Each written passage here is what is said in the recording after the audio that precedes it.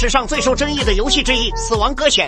故事的背景发生在未来另一个世界的美国，在这个世界里的人死亡后，灵魂将会前往冥滩，开始下一次轮回转世。用通俗易懂的话来说，冥滩就是咱们的奈何桥，缺点就是无法享受头七。似乎是为了弥补这一缺陷，全世界几乎同时发生了一场名为死亡搁浅的爆炸事件，整个纽约因此被炸出了一个巨型坑洞。但奇怪的是，坑洞周围并没有留下碎石和灰尘，与其说是爆炸，不如称之为湮灭。也正因为死亡搁浅事件，导致无数停留在冥滩的灵魂得以重新返回人间，天天都能过头七。而这种重回人间的灵魂则被称为搁浅者，俗称 BT。 他们就像能够隐身的丧尸一样，一旦吞噬掉活人，将会再次引发湮灭一切的虚空失灭。伴随虚空失灭出现的还有开罗尔这种极端物质，它会危害两性健康，导致人们精神错乱。其中比较明显的症状有：一、记忆力下降；二、逻辑思维完全混乱；四、记忆力下降。而开罗尔物质会形成开罗尔云，这种云不仅会完全阻断通讯，还会降下时间雨。顾名思义，任何物体和生物一旦接触到时间雨，其时间流速都会加快，人会迅速衰老，而建筑和机械等都会遭受不同程度的损毁。好在时间雨和物体接触后就会变成普通的雨水，通常 BT 也会伴随时间雨一同出现。正是在如此极端的生存条件下，人们只能躲进地下苟延残喘。由于在死亡搁浅事件发生之前，人类的科技已经完全实现自动化，物流和资源都是由人工智能负责管理，无人机进行配送，所以如今的人类只能再次将希望寄托在了快递员和外卖员的身上。而故事的主角山姆则是一位极端众包骑手，他不服从于任何组织和国家，因为山姆不仅身体素质过硬，并且还是一名遣返者。他的灵魂到了冥滩后，可以随时选择回到自己的肉体中，也就是说，山姆拥有无限复活的能力。这一天，山姆正在野外配送外卖，当他回头才发现天空中是一道倒悬的彩虹，随之而来的便是能够让人迅速衰老的时间雨以及可怕的 BT。而不见状立即将油门拧到了油箱里，终于赶在彻底失身之前来到了一处山洞之中避雨。本以为能够平安无事，但下一刻山姆便起了一身的鸡皮疙瘩，因为 BT 也紧随而至追了过来。由于常人无法看见 BT， 只能通过地上的脚印判断大致方位。山姆本想捡起家人的合影，但一只手却突然抓住了他，还好是个漂亮女人，山姆这才没有尖叫出声。待 BT 离开后，女人这才介绍起了自己，原来她名叫弗拉基尔，不仅是弗拉基尔私人货运公司的老板，同时也是一位高阶杜姆斯能力拥有者。在死亡搁浅事件后，部分人类便拥有了这种超能力。弗拉基尔能够看见 BT， 还能利用冥滩这种独立空间以及摆脱时间束缚的特性，实现瞬间移动。而山姆则是一位二阶杜姆斯能力者，只能感应到 BT 的存在，他们一旦接触开罗尔物质或者使用特殊能力，便会表现出流泪这样的过敏反应。见山姆这个外卖员的身体还算硬朗，再加上其遣返者的特殊能力，于是弗拉基尔便想邀请他来自己的私人货运公司上班，还分享了自己最爱的爆浆隐身虫。但山姆习惯了众包，不想专送，并且不想与这个屁股会反光的女人有过多的肢体接触，因为山姆一直患有肢体接触障碍，他不喜欢别人碰他的身子。弗拉基尔表示自己脖子以下都被时间雨淋得体无完肤，希望以此来挽留山姆，但山姆根本不吃这一套，背上货物便继续开始搜货。在穿过山间的一处小溪后，山姆终于来到了目的地中央节点城。然而还没来得及休息，山姆便收到了新的特殊订单。你有新的订单，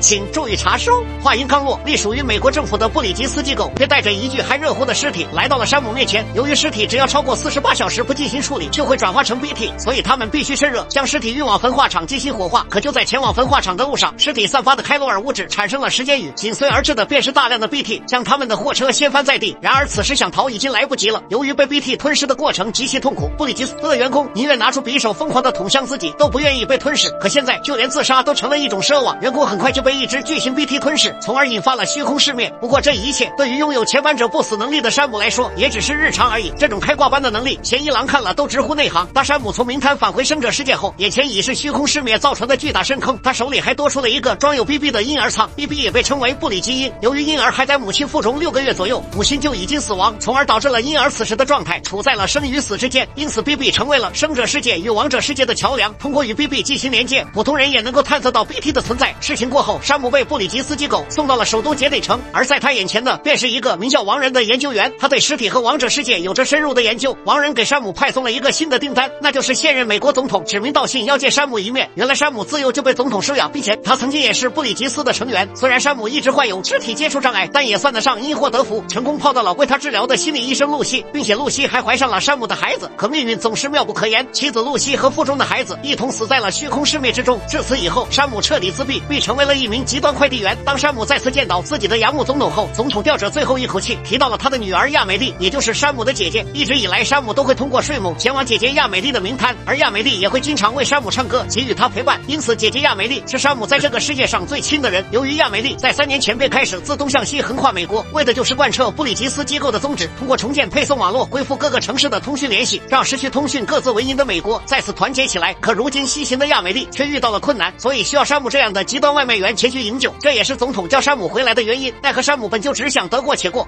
不在乎别人，也不在乎什么美国的未来，本想开口拒绝总统，但总统却像回光返照一般，直接从床上蹦了起来，顺势就往山姆身上爬呀，大有要在山姆腿上写个惨字的意思。没等山姆说出使不得这样的话，总统便咯喽一声咽气了。随后王仁与代号硬汉的保安队长开始商议总统的后事。如今想要风光大葬确实不太可能，再加上之前的尸体处理小队全都死于虚空失灭，那么接下来就只能由山姆将总统的尸体送去焚烧。由于焚化厂建得很远，位置处于极其难走的深山之中，山姆背着一具尸体想要走到那里也并不轻松。好在沿途路上的风景配合小溪潺潺的流水声以及当间传出来的配乐，让山姆这一路似乎并不孤单。 I know your voice, I know your face. This is something I cannot replace.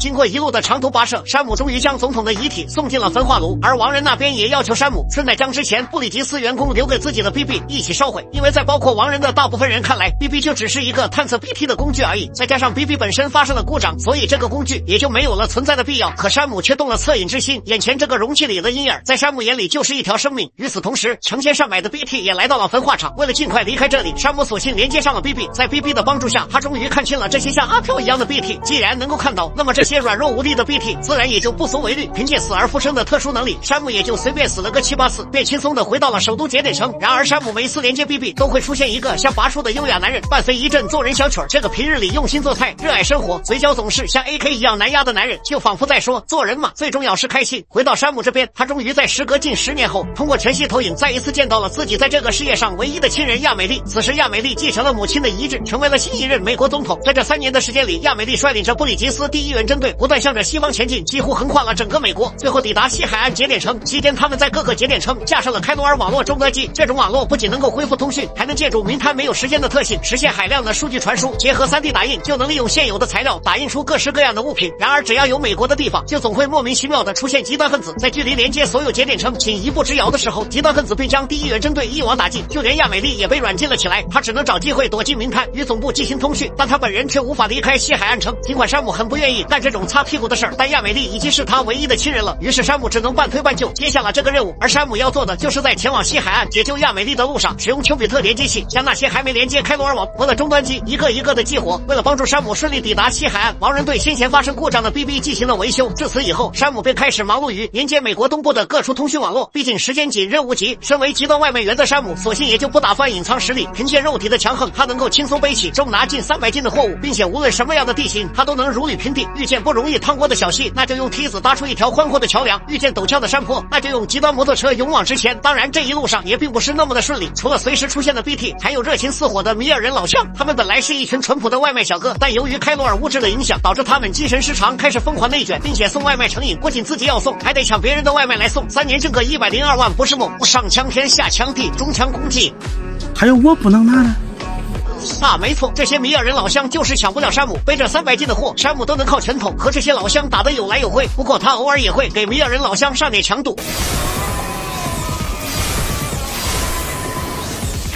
当然这一路上 BB 也为山姆提供了不小的帮助，他们之间也逐渐有了一丝感情。想到死于虚空失灭的妻子和孩子，山姆为了寄托思念之情，索性将已故女儿的名字给了 BB， 而这个名字就叫洛。至于每次连接洛的时候，山姆依旧会看到那个像拔手的男人，对此他也逐渐习以为常。在经历了众多艰难险阻后，山姆终于将整个美国东部地区连接上了开罗尔网络，接下来就是要乘船穿越湖泊继续往西前往中部地区。但极端分子却摧毁了布里吉斯机构全部的船，不过他们已经安排了另外一家私人货运公司，这是山姆之前遇见的那个屁股会反光的女人弗拉基尔。无奈之下，山姆只能前往港口乘船，但就在路上，一个名为希格斯的面具男却拦住了山姆的去路。原来他就是软禁姐姐亚美丽的极端分子首领。希格斯同样拥有高阶杜姆斯能力，不仅能够瞬移，还能生成大片的郊游地，甚至能够召唤巨型的极端 BT。似乎是为了戏弄山姆，极端首领希格斯在留下极端 BT 后，便一个瞬移消失不见。不过山姆也不是等闲之辈，早在连接东部地区的期间，王仁就根据山姆的血液和奥利给能够与 BT 产生反应的特性，研制出了能够杀死 BT 的血液手榴弹。面对仿佛无穷无尽的手榴弹。这只类似鱿鱼一样的极端 BT 只能带着不甘化为了金色的开罗尔晶体。山姆也得以见到了弗拉基尔。原来希格斯在成为极端分子之前就曾与弗拉基尔一起合作过货运项目，但不知为何希格斯夺走了他的一切。如今弗拉基尔只想复仇。之后山姆不仅抵达了东部地区的盐湖节点城，还能够在弗拉基尔的帮助下通过明探在与开罗尔网络相连的地方进行传送。同样是如法炮制，山姆不仅利用 3D 打印修建了一条又一条的高速公路，还通过不断为各路人才送外卖，让他们愿意重新加入美国。之后中部地区的各个中继站也相继加入开罗尔网络。在这期间，詹姆了解到弗拉基尔的货运公司曾经一直都在中部地区运送物资，可就在弗拉基尔与希格斯合作以后，有2个节点城被极端分子引爆了过去留下的核弹，导致城市灰飞烟灭。而当地幸存下来的市民自然也将弗拉基尔视为了幕后主使。为了搞清楚事情的真相，山姆将弗拉基尔约到了自己的房间。期间，弗拉基尔趁山姆睡觉时借用了一下浴室，虽然不小心被山姆抓到，但弗拉基尔还是用真相缓解了尴尬。原来当初就是极端首领希格斯利用了他与弗拉基尔的合作关系，偷偷将药品换成了武器，甚至是核弹。弗拉基尔在不知情的情况下将核弹送进了城市内。当他反应过来的时候，已经为时已晚，自己也背上了这口黑锅，所以他比任何人都想要杀死希格斯，这也是他愿意无条件帮助山姆的原因。经过了这一轮交心，2人也算是成为了朋友。之后的时间里，山姆继续奔波在中部地区，还顺带背着一个女孩穿越危机四伏的时间雨，只为让她与自己的心爱之人团聚。然而平淡的外卖生活却很快迎来了转折。某一天，一个眼熟的布里吉斯新员工找上了山姆，声称有个订单需要交到弗拉基尔本人手里。山姆也没多想，哪怕是核弹他也照送不误。迈着轻松愉快的步伐，山姆一路哼着小曲，先一步前往南部节点城等待弗拉基尔。可就在山姆休息的期间，他是越想越不对劲。这一刻他才反应过来，刚刚那个臭小子就是极端首领希格斯。恰好弗拉基尔也在此时赶到，2人赶紧拿出包裹，打开一看，果然没开2度，又是一颗正在倒计时的核弹。如今唯一的办法就是赶紧将核弹带出城市，并将之扔进粘稠的交友坑之中。山姆连忙骑上摩托车，一路翻山越岭。好，途中还算顺利，并没有热情的比尔人老乡前来抢夺。山姆也得以赶在爆炸之前将核弹扔进了交油坑之中。毕竟有了相同的遭遇，弗拉基尔索性也将自己被坑的经过告诉了山姆。原来当时弗拉基尔是有机会挽救城市的，可就在他包着核弹前往安全的地方以后，极端首领希格斯却抓住了他。为了狠狠地惩罚弗拉基尔，希格斯给了他2个选择，要么将极端核弹送回城市，要么弗拉基尔就得衣不蔽体穿过时间雨将核弹丢进坑洞里，以挽救无辜之人的性命。尽管他知道自己这样做了也还是会被人误解，但他还是义无反顾地戴上头套，默默地承受了这一切。得知了事情的经过，就连山姆也不由得感叹道：“先生大义。”当他再次面对弗拉基尔递过来的爆浆隐身虫时，他也毫不犹豫地一口吞了下去。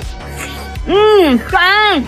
之后，山姆完成了南部节点城的连接，但就在他来到外面的时候，一座巨型龙卷风将他高高的举了起来。当山姆再次醒来，他身处的地方早已是化为一片焦土的战场，并且身边不断有枪声以及炮弹声响起，甚至还有人类早期的坦克。看来山姆应该是从死亡搁浅到了战第一。然而下一刻却出现了更加难以置信的一幕，山姆每一次与 BB 洛进行连接都会见到的那个像拔出的男人克里夫·昂格尔竟然也出现在了这里。看来自己被卷进这个战场一样的世界一定和克里夫脱不了干系。他的目的看来是为了抢夺 BB 洛。在克里夫的授意下，一群骷髅士兵竟然试图包围山姆，山姆也没有多做废话，反手拿出了一把全自动散弹枪。凭借过人的身体素质，山姆开始了反包围战术，一路撵着克里夫和他的骷髅士兵在战壕里鸡飞狗跳。敌人对他的下3路枪法那是防不胜防，山姆就这样打败了不甘的克里夫，但克里夫却垂死病中惊坐起，试图抢夺山姆怀里的 BB 洛。紧接着又是另一段记忆出现，原本悉心呵护 BB 的克里夫，却在某一天想要带着 BB 离开，但却遭到了大量士兵的阻拦，记忆到此也就戛然而止。看来 BB 洛有可能就是克里夫的孩子。这时一路上都在提供帮助的硬件工程师玛玛却联系上了山姆。根据玛玛所说，山姆只是离开了一小会儿，但他却明明在里面玩了好几个小时，看来这一定不是幻觉。随后在玛玛的邀请下，山姆来到了他的实验室，但刚一踏入实验室，天花板上却突然出现了一只婴儿形状的 BT， 好在玛玛及时出现，这才避免了血溅当场。原来这个婴儿 BT 竟然是玛玛的女儿，而这诡异一幕的背后却是一段悲惨的故事。玛玛其实还有个姐妹洛克尼，她们曾是一对连体双胞胎，不仅共用一个心脏，甚至还可以共用一个冥探。正是因为这种特殊感应，让她们不管距离多远都能够互相交流。姐妹2人也根据这一特性设计出了丘比特连接器，玛玛设计了硬件，洛克尼则设计了软件，可以说没有他们就没有开罗尔网络。然而悲剧还是发生了，洛克尼的恋人死在了一场事故中。为了安抚洛克尼，能够感受到洛克尼悲伤急需的玛玛决定将这份感情延续下去，让洛克尼为死去的恋人生下一个孩子。但姐妹2人都有生育方面的缺陷，玛玛的卵巢不能生成卵子，而洛克尼的子宫也有问题。于是他们想出了一个办法，那就是取出洛克尼的卵子，并使用恋人的冷冻精子让其受精，最后由玛玛的子宫进行妊妊娠，本来一切都很顺利，但就在妈妈临产的时候，极端分子却炸毁了医院，导致妈妈只能在一片废墟中带下了早已死亡的孩子，而死去的孩子也变成了婴儿 BT。从此妈妈的孩子就通过看不见的脐带与之相连，这导致了妈妈与洛克尼的心灵感应被婴儿 BT 所取代，还让妈妈被束缚在了成为废墟的医院内。再加上通讯受限，毫不知情的洛克尼误以为妈妈是不想把孩子还给他，才断掉了姐妹之间的心灵感应。回到现在，妈妈想让沦为 BT 的女儿能够得以解脱，也想再次见到姐妹洛克尼，于是她希望山姆能够用自己的血液斩断她与婴儿 BT 的脐带。得知了事情的经过，山姆立即表示小事一桩而已，不是因为这对姐妹长得好看，而是山姆有了同情心，自己如果不帮他们一把，那还会有谁呢？让 BT 婴儿得以解脱后，山姆将虚弱的妈妈放进了裹尸袋，准备带她前去和洛克尼团聚，但极端首领希克斯却又再一次出现，似乎就是为了给山姆使绊子。他召唤出了3只失信 BT 后，便立即扬长而去。饶是一向脾气好的山姆也忍不住了，他当即掏出了装有血液弹的突击步枪，对着失信 BT 便开始了扫射，子弹犹如暴风骤雨一般不断倾泻在失信 BT 的身上，就连他们的攻击，山姆也毫不在意。很快，失信 BT 倒在了山姆的脚下。为了缓解一下战斗之后的疲惫感，山姆还贴心的带着妈妈前去泡了一下野温泉。经过山姆一路上细心的呵护，姐妹二人也终于得以团聚，消除了缠绕他们许久的隔阂。然而妈妈的生命也走到了尽头。其实当年妈妈在生下孩子那一刻就已经死在了废墟，之所以还活着，是因为她和婴儿 BT 连接在了一起。如今脐带被切断，她自然也活不了多久。在向洛克尼表达了姐妹之间的爱与愧疚后，妈妈闭上了双眼。然而下一刻，奇迹却发生了。本就是一个灵魂被分为2个个体的洛克尼和妈妈，灵魂得到了融合，这也就意味着妈妈并没有死，而是与洛克尼共用起了同一个身体，就像他们还是连体双胞胎的时候一样。姐妹二人的问题算是解决了，但山姆自己却遇到了麻烦，因为亡人带来了一个坏消息，那就是 BB 裸出现了严重的问题。由于 BB 本身并不属于生者世界，也不属于亡者世界，而是恰好处于2者之间，但这一路上的相处让本就感情淡漠的山姆竟然对 BB 洛产生了情感，将之视为了搭档，可与生者产生情感连接，将会导致 BB 逐渐偏向生者世界，也就意味着洛将会继续开始成长，并从 BB 转变成真正的婴儿。如果任由其发展，几天内 BB 洛就会停止工作，要是强行将洛从育婴舱里取出来，那么死亡率就会高达70%。唯一的办法就是让其回到处于那生与死之间的位置，而代价就是清除 BB 的记忆。在亡人看来， BB 本就是工具，不能投入过多的情感。无奈之下，山姆也只好同意了亡人为 BB 洛进行重置手术。或许是为了表达对亡人的不满，洛直接滋了亡人一脸，亡人只好准备前往浴室清洗，但却没想到他竟然给了山姆一个暧昧的眼神。为了一探究竟，山姆只能勉为其难，一同跟进了浴室。就在山姆以为在劫难逃的时候，才发现亡人是为了躲避监视，原来他一直都在调查第一批 BB 实验。由于虚空失眠导致时任总统丧生， BB 实验就在明面上被终止，但山姆的养母在继任总统后，私下却还是在秘密进行实验。 BB 的作用可不仅仅只是探测 BT， 而是融入开罗尔网络，以便能更快进入明滩。但之后 BB 技术却落到了极端分子的手里，这不禁让亡人开始怀疑起了总统身边的保安队长易汉。易汉的身份实在太过神秘，就连真名和长相也从未有人见过。总统此后，他便接管了最高权限，这不禁让人猜疑易汉隐瞒了多少真相，以及连接开罗尔网络的真正目的。由于目前也没有更好的办法，之后的时间里，山姆只能独自穿越在雪山之上，将山区节点城附近的一个又一个避难所接入网络。尽管没有 BB 的山姆在外面寸步难行，好在没过多久，亡人就修复并清除了 BB 洛的记忆。可就在山姆前去山底小屋与亡人碰头的时候，又一场龙卷风暴将山姆卷入其中，就连亡人也没能幸免。这一次不是战地1了，而是被直接卷到了战地5。和2战的坦克配上诡异的生物以及骷髅一样的士兵，莫名的克苏鲁风格不由让人脊背发凉。而在阴暗的下水道中，那个名叫克里夫的男人也带着做人小曲儿，开启了只属于他的名场面。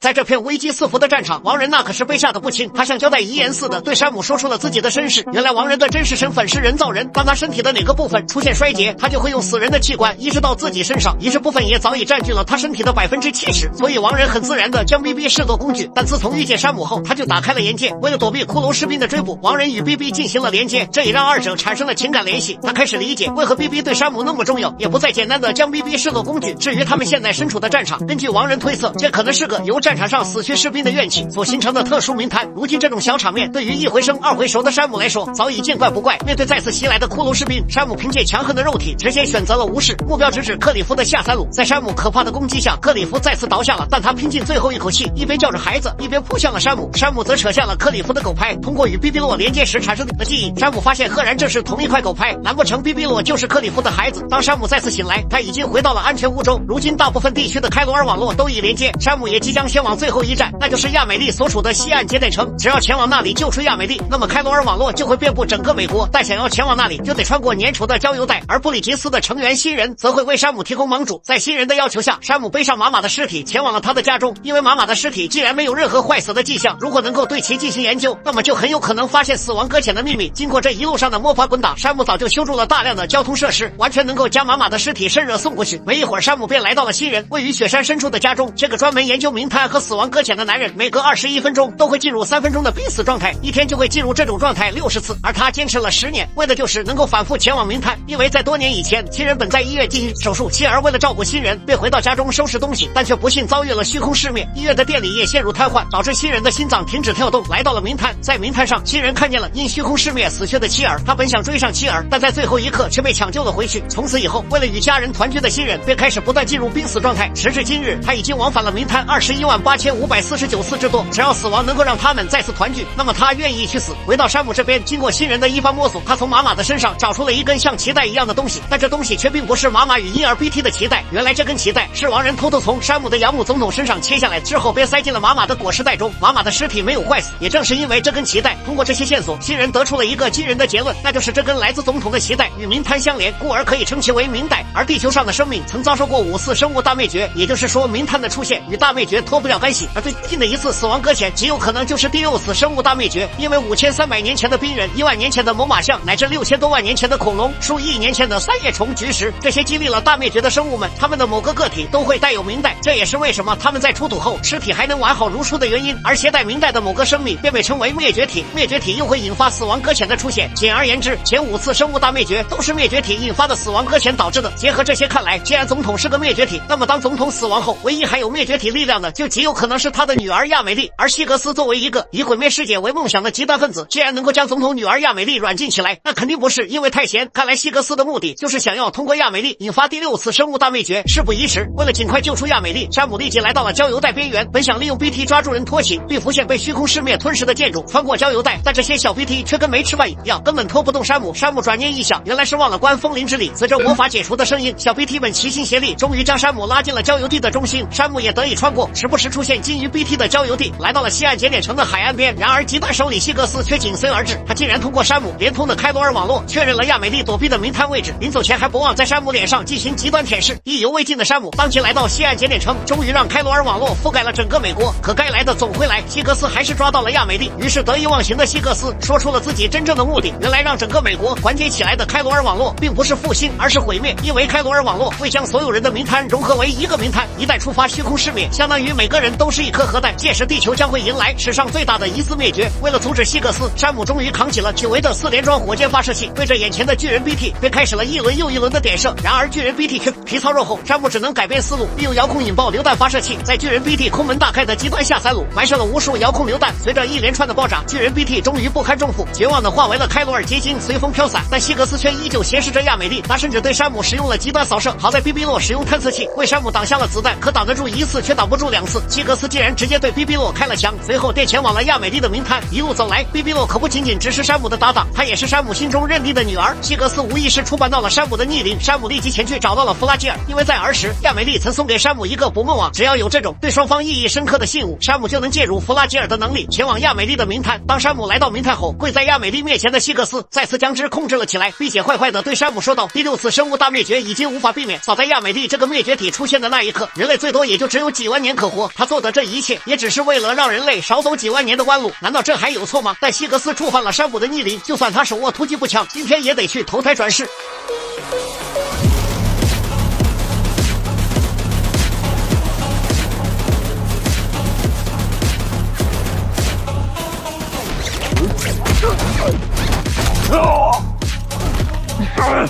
尽管遭受了致命攻击，希格斯也还是希望跟山姆来一场公平的对决，但在血条都不会掉的山姆面前，根本就没有公平可言。山姆就这样轻松地打晕了希格斯。那么接下来就是弗拉基尔与希格斯的恩怨了。至于得救的亚美丽，则向山姆说出了一个噩耗。原来亚美丽一开始并没有被极端分子软禁，她联合了硬汉，用自己这个家人的性命来欺骗山姆，只为让他连通全美的开罗尔网络，重新让美国团结起来。尽管山姆有些小情绪，但来之则安之，因为他终于能够再一次与姐姐亚美丽奔跑在失去青春的海滩之上。然而在抵达一一处小山坡之时，亚美丽却神色凝重的让山姆在下面等他，可放不下心的山姆还是爬上了小山坡。而接下来却发生了不可思议的一幕，安保队长硬汉竟然正拿着枪对着本该死去的总统，并且声称总统本应该团结全世界，但现在却把一切都搞砸了。下一刻，那个2次将山姆拖入战场的克里夫竟然带着骷髅士兵出现在了众人的面前。原本非常硬汉的硬汉在看见克里夫后，竟然带着愧疚扑通一声当场下跪。克里夫见状，索性也就放过了硬汉，转而将枪口对准了总统，并要求总统把孩子还给自己。但总统只是一言不发的指向了山姆。克里夫立即出动了手下的士兵。就在山姆尴尬的时候，亚美丽却突然出现，一把将山姆推回了生者世界。回过神来的山姆立即告诉了亡人事情的经过，明明是自己亲手火化了养母总统，为何他又会出现在亚美丽的名摊？并且在山姆看来，克里夫不仅挟持了硬汉，还再次挟持了亚美丽。难道幕后主使并非希格斯，而是克里夫？但现在他们已经管不了这么多了，想要避免第6次大灭绝，就只有先返回东部地区解救亚美丽。然而现在的好消息就是，弗拉基尔将亡人亲人诺克尼都传送回了东部。轮到山姆的时候，弗拉基尔就已经虚弱不堪，如今就只能委屈山姆一路甩火腿回到一开始的盐湖节点城。就这样，山姆一路骂骂咧咧向着盐湖节点城赶去。由于开罗尔物质浓度激增，一路上可谓是危机四伏。可如今的山姆早已修成正果，翻山越岭对他来说也不过是家常便饭。而亡人也查到了关于克里夫的线索，原来克里夫曾隶属于美国特种部队，在死亡搁浅事件后，他便退役离开了部队。由于怀孕的妻子成为了植物人，克里夫就只能将希望寄托在了美利坚的身上。恰逢当时的总统正在进行 BB 实验，于是他只能将还在妻子腹中6个月大的孩子交给了自己的国家，以为这样就能圆满的挽救妻儿。然而最初用于探测 BT 以及防止虚空失灭的 BB 只是为了掩人耳目罢了。 BB 真正的作用其实是用于开罗尔网络运行的催化剂，也就是说，当初亚美丽带着第1远征队西行的时候，每架设一个终端机便会牺牲一个婴儿，只为重新团结所谓的美国。开罗尔网络虽然伟大，但也承载了最深的罪孽。当克里夫发现了事情的真相后，曾试图夺回自己的孩子，但最终还是失败了。这也是为什么山姆会在回忆里看到克里夫一会儿和艾克亲，一会儿带着 BB 逃跑，所以这也可能是他为了报复世界劫持亚美丽和硬汉的原因。带着满心的疑惑，山姆也即将抵达盐湖节点城，但龙卷风却又再次出现。而这一次山姆来到的竟然是越南战场，克里夫耍帅的功力也更上了一层楼。可在如今只握遥控引爆榴弹发射器的山姆面前，克里夫也彻底失去了还手的资格。随着山姆引爆贴满他全身的榴弹，克里夫再一次失败了。而得知了克里夫悲惨遭遇的山姆也决定跟他好好的聊一聊。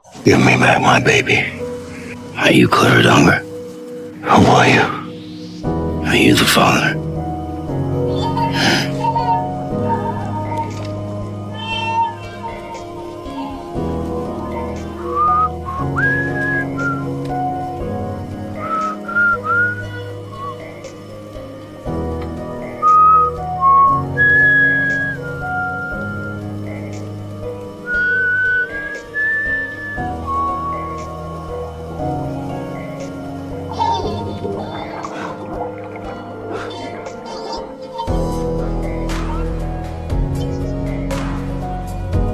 They told me your name was Sam Porter. But you were Sam Bridges. My bridge to the future.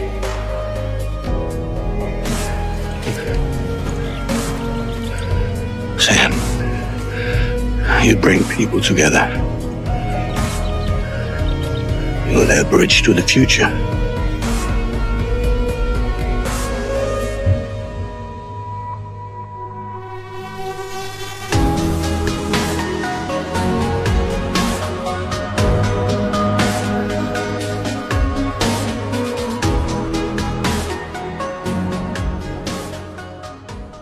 《通过与克里夫接触，回到节点城的山姆感觉克里夫似乎并不是想要伤害他们，而是要说出某些真相。看来想要知道一切，就只有先找到亚美丽。此时亡人也拿出了硬汉前往冥滩之前留下的录像，原来是亚美丽邀请的硬汉前往冥滩，并且无论是山姆还是马马等人都没有在现实见到过亚美丽。唯一能证明的第一远征队也在西行的路上全军覆没。而更加可疑的是，总统在20几岁就被确诊患有子宫癌，根本无法生育。那么也就意味着总统不是亚美丽的母亲。在硬汉看来，既然亚美丽这个灭绝体是死亡搁浅的根源，那么他也会为了祖国带上装有山姆血液的手枪，应邀前往亚美丽的冥滩与他对峙。而这把手枪与山姆、亚美丽都有关联。此时弗拉基尔也出现，并告诉山姆，他在冥滩处置希格斯的时候，竟然从希格斯口中得知了真相。原来希格斯一直都是亚美丽的手下，希格斯拥有的强大能力正是亚美丽所赋予的。无论是虚空世灭、极端分子用核弹炸毁中部地区，乃至生物大灭绝，都是由亚美丽一手策划。如今山姆得赶紧回到首都节点城与众人会合，以阻止最后的搁浅。似乎是 BT 们感受到了最后一战的来临，一直剧情的进鱼 BT 竟然漂浮在一片郊游之上，想要拦住山姆的去路。山姆也不再留手，掏出火箭筒便开始了无情的点射，让他好好的感受了一下什么叫火力优势学说。随着金鱼 BT 化为开罗尔晶体，山姆也终于得以和众人会合。根据新人对亚美丽冥滩的研究来看，他的冥滩似乎比所有人的冥滩层次都还要高，这也代表着亚美丽其实可以控制所有人的冥滩，而叶汉与弗拉基尔也都被他赶出了冥滩，为的就是等着山姆去见他。事到如今，也只有山姆是全村的希望了。如果不能说服亚美丽，山姆就只能为了全人类杀死亚美丽，但他也会永远的被困在冥滩。一路走来，相识的朋友们让山姆不再那么害怕接触或是与人交流，他们也让山姆认识到生活其实并没有他们想的那么糟糕，或许为了所爱之人背负一些责任也未尝不可。下定决心的山姆将 BB 我交给了朋友们后，便在弗拉基尔的帮助下传送回了亚美丽的冥滩。而恭候多时的亚美丽也讲述起了关于自己的真相。原来亚美丽和总统本就是一个人，她的肉体是美国总统，也就是山姆的养母，灵魂则是身处冥滩的亚美丽。而作为第6次大灭绝的灭绝体亚美丽，湮灭地球上的所有生物，便是她存在的理由。所以亚美丽承认了自己就是这一切的幕后主使。由于冥滩没有时间概念，早就知道大灭绝将会在几万年后发生的亚美丽早已无法忍受这漫长的孤独，所以她想尽了一切办法，甚至不惜利用山姆以加快大灭绝的进程，好让自己能够摆脱这种绝望的孤独感。而开罗尔网络因为连接了所有美国人的冥滩，地球也很快将会迎来一场毁灭一切的大爆炸。亚美丽也给了山姆2个选择，要么袖手旁观和他一起见证世界末日的到来，要么现在就杀了自己，人类将会暂时躲过大灭绝，但也仅仅只是延缓了灭绝的时间而已。说罢，亚美丽将阴寒的手枪交由山姆做出抉择，而他自己则向着大海走去。看着曾经陪伴过自己的姐姐逐渐走远，山姆始终都无法扣动手中的扳机，于是他走上前一把抱过了姐姐。 I'm here for you. Always. Like you were for me. You found the common thread, the strand that links them together. And you did that the only way possible. To live life one day at a time. Thank you, Sam.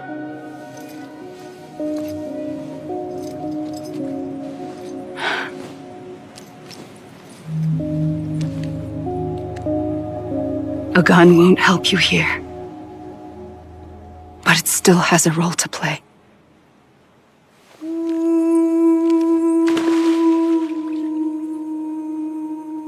It was the bonds between people that brought the world together. And if that is what matters most to you, then I will stay here on this beach. I will shut myself in and the rest of you out. Shut yourself in. Come on. Once the last stranding starts, it can't be stopped. I can't go with you. All I can do is try to spare you the worst. Why do you have to stay on the beach? Sam, I am the beach. And I must stay here and ensure that the extinction happens. Even if it takes tens or hundreds of thousands of years. Alone? That's what an EE does. If I had just done my job, none of this would have happened. But I couldn't take it anymore. I got so tired of waiting, and I figured that no one would blame me if I just got it all over with. So, that's what I did. Sounds like hell.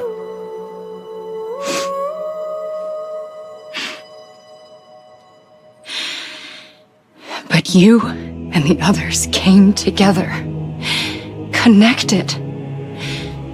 And you may be living on borrowed time, but you still have hope. Before each of the Big Five, life rebelled. They fought back, evolved in order to survive. The extinction isn't just an ending. It's an opportunity.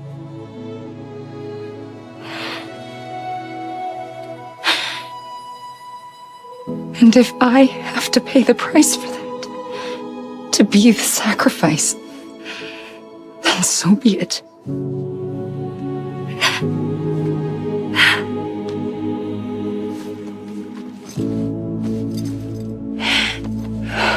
Even if we aren't together, we will always be connected. Goodbye, Sam.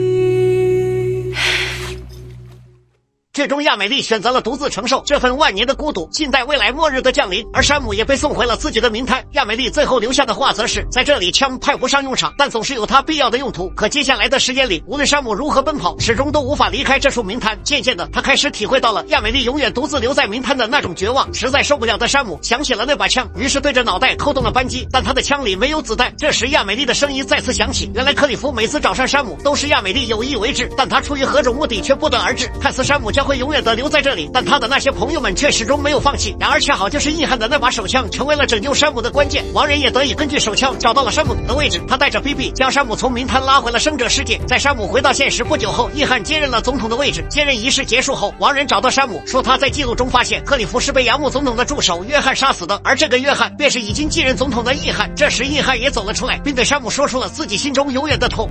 I killed Captain Clifford Unger.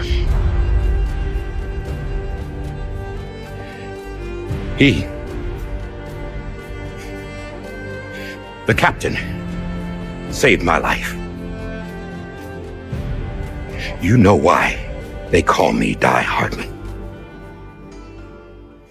Because he wouldn't let me die. He brought my sorry ass back home every time. And I loved him as much as I loved her.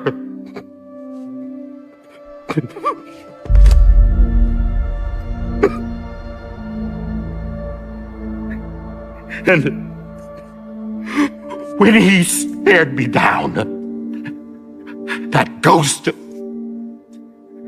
I knew he was here to kill me, to make it right. And why shouldn't he?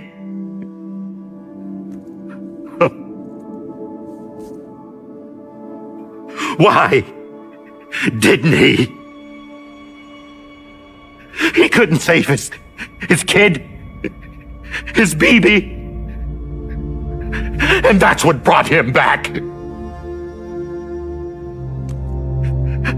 I guess when he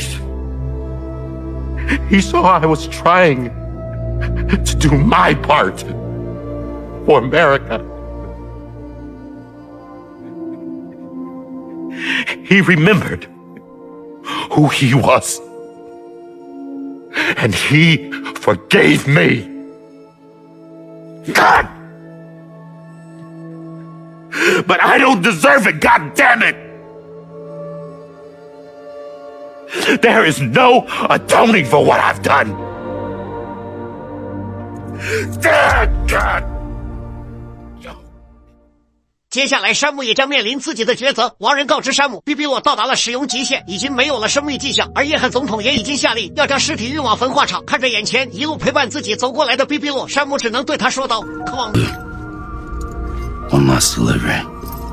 从这条路开始，也从这条路结束。带着沉重的心情，山姆沿着第一次前往焚化厂的路踏上了最后一段旅程。来到焚化厂门口的山姆也决定与洛进行最后一次连接。但奇怪的是，洛明明已经死去，山姆却还是能够看到克里夫的记忆片段。而这一次，山姆知道了关于自己的真相。时间回到克里夫还被蒙在鼓里，以为祖国能够挽救妻儿的时候，病房的门缓缓开启。硬汉见到克里夫惊讶无比，原来他们当年在特种部队服役的时候，克里夫不仅是硬汉的长官，并且救过硬汉不止一两次，哪怕是上头派他去火坑送死，克里夫也不惜违抗命令将硬汉给救了出来。为了偿还这一份人情，硬汉将关于 BB 的真相告诉了克里夫，并将自己的枪交给了他，让他赶紧带上孩子离开这里。要是晚了，总统一旦命令他动手，那么硬汉就必须得执行。于是克里夫只能咬牙，让沦为植物人的妻子得以解脱。随后他立即带上孩子准备逃出去，可他还是被发现。尽管硬汉极力为克里夫争取逃跑的机会，但面对大量的警卫，克里夫也知道自己跑不了了。迫于无奈，他只能返回了 B 房。一旁焦急的山姆也只能作为旁观者，静静地看着眼前发生的一切。随着警卫冲进 B 房，克里夫也早就把孩子强行从婴儿舱里取了出来。山姆本能地挡在了克里夫身前，直到这一刻，他才明白，原来他每一次连接 BB 洛看见的记忆，并不是洛的，而是他自己的。Let it go. Please. Shoot him! I gave you an order. Shoot him!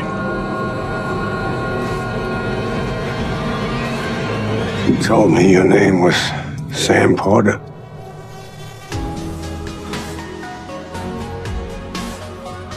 But you're Sam Bridges. My son. My bridge to the future.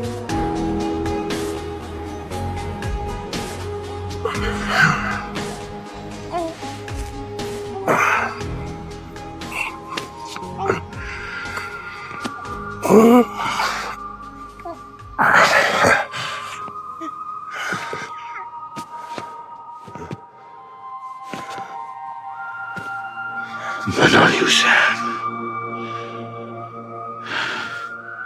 You bring people together. You're their bridge to the future. And mine. Come on, Sam. Stand up.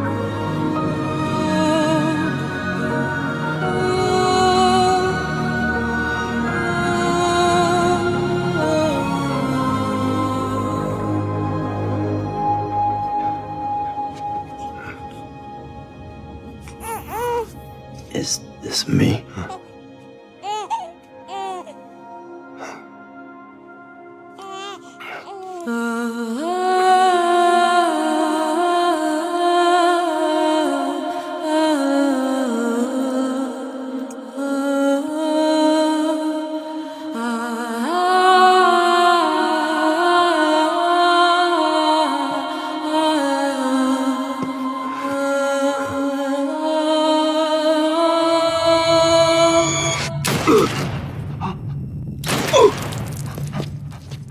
最终，总统抓着硬汉的手扣动了扳机，但这也导致了小时候的山姆死亡。出于内心的愧疚，亚美丽在冥滩找到了山姆，将他遣返回了生者世界，从此成为了一名遣返者。而在远处看到这一幕的克里夫，也终于能够安心的离开人世了。而美国总统也顺理成章的收养了山姆。或许是父亲克里夫的举动让山姆想到了什么，他赶紧将洛从婴儿舱里取了出来，不顾一切的试图唤醒这个孩子。但他不管如何努力，却始终没有任何反应。陷入绝望的山姆只能将洛紧紧的抱在了怀里。然而就在此刻，洛竟然奇迹般的醒了过来。原来是亚美丽在感受到了山姆的悲痛后，将这个孩子遣返回了人间。从这一刻开始，他将不再是工具，而是人如其名的人。当山姆从焚化厂出来的时候，外面渐渐的雨过天晴，而他的眼神里也似乎在告诉我们珍惜当下，好好活着，最后坦然面对死亡。